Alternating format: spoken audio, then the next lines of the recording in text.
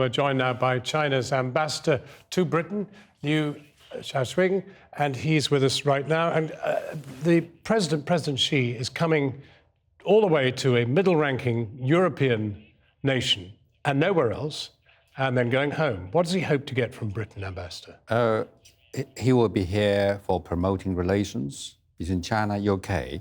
And you regard UK as a middle-ranking country. We do not think this way. We still believe UK is a country with a global influence. It's one of the powerhouse. And China, UK, have a lot to cooperate. UK now is China's second largest trading partner within EU, and China is UK's second largest trading power outside Europe, and UK is the largest recipient of Chinese investment. So in the past 3 years, China's investment is booming here in UK. But the backdrop in China is not an easy one. A 20% reduction in imports, and of course this catastrophic fall in the stock market. Is the president going to be able to say, well, all that's behind us now?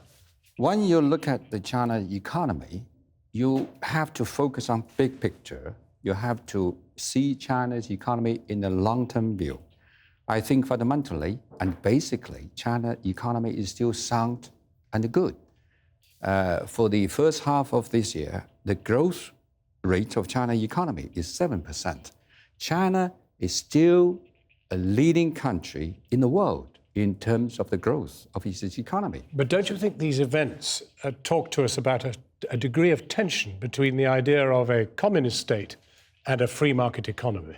Can you really have that marriage?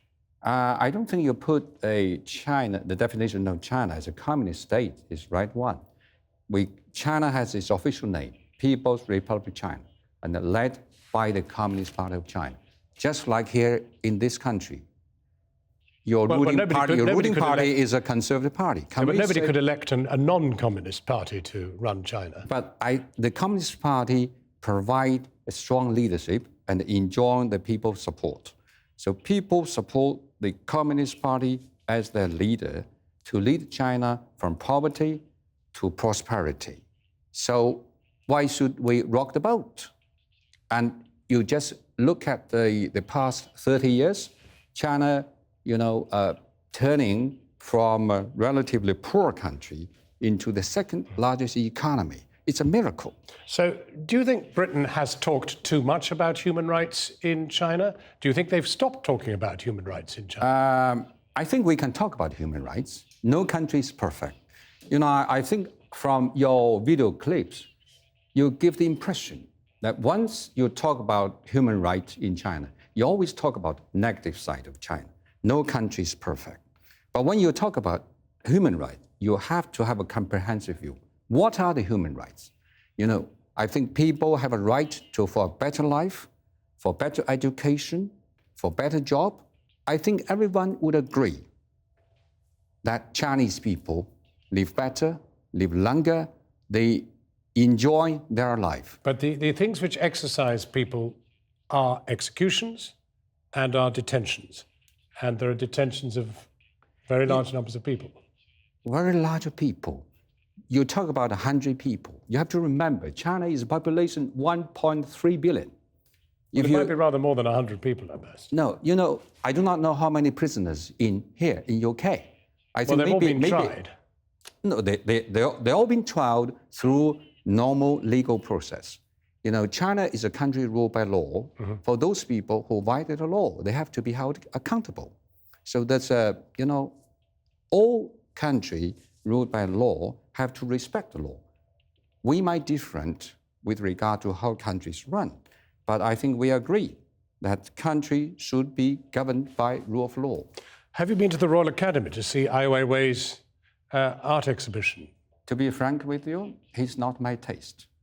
But there are so many beautiful museums here in UK, but I've been so busy. I have to squeeze, I have to, make my... But he is the most famous artist, Chinese artist in the world. I don't think so. And his show is getting rave reviews. I think he's famous because he is critical of Chinese government policies. But why do you bother with him? Why is he a problem?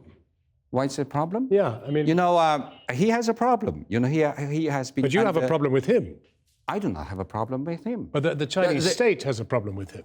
You know, the problem is because he was under investigation because of fraud, of counting.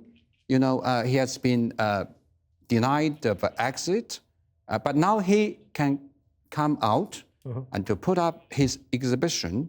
That shows how free China is. Let me ask you a final question. The new Labour leader, Jeremy Corbyn, has attacked China's free market philosophy, particularly regarding what happened to the victims of the fire in Tianjin, in which a lot of firemen died and a lot of workers died. And he specifically blamed China's free market for that disaster. Are you disappointed in this new, apparently left-wing leader of the Labour Party? In fact, to share my latest encounter with him, I just had a meeting with him this afternoon. Oh, that's very interesting. To prepare for the meetings that he's going to have with the president. We talk quite a lot. We talk about the contributions made by the Labour Party to the development of China-UK relations. And we talk about the party-to-party exchanges, the Labour Party so relations and the Communist Party. Relations are good. You know, the incident you're talking about is a bad incident. It's a tragedy. And the Chinese government, you know, also investigate this. Those who are accountable, those will be held accountable, will be punished, will be put behind the bar. There's no mercy about it. There's no doubt about that. Thank you very, very much for coming in. It's my pleasure.